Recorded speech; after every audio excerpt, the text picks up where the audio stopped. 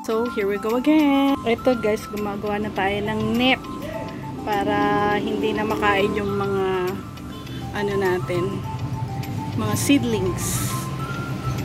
Yan. Ayan, iakyat na natin guys yung ating net. Eto na, almost done na tayo. Nilagyan ko na din kahit may butas-butas pa. Ayan, kasi ano lang naman to. Ito yung galing sa backyard natin guys. Dahil nga may construction, hindi natin magawang ayusin. And ito yung ginawa natin. So, nagtakip na tayo doon.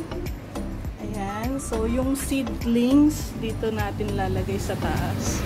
Tapos yung medyo matataas na, dito naman sa baba. Tapos magpapatong din tayo dito. Mga pechay natin, bago pa malagas, nilagyan ko na. Ito, tatahiin ko na lang yan guys.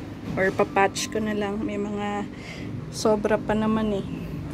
Yan. Tapos, lalagyan natin ng zipper. May binili ko dating zipper.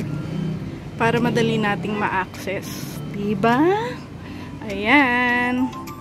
So, dahil malapit na maggabi, hanggang dito muna ang ginawa natin. Andito kasi yung ano natin. Pero, hindi ito yung final na ano natin guys. Ayos. Ayan.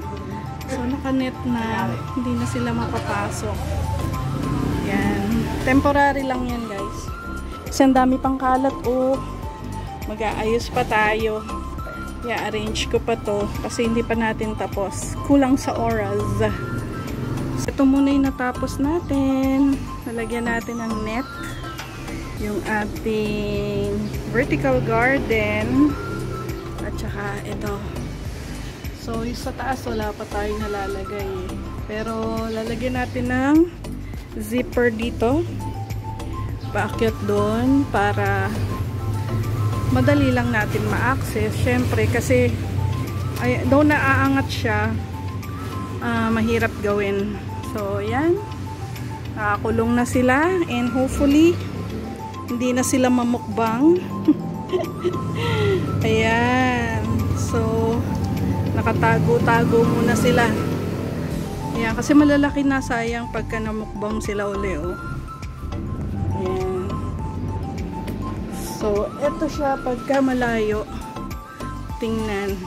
Ayan. So, like, share, and subscribe.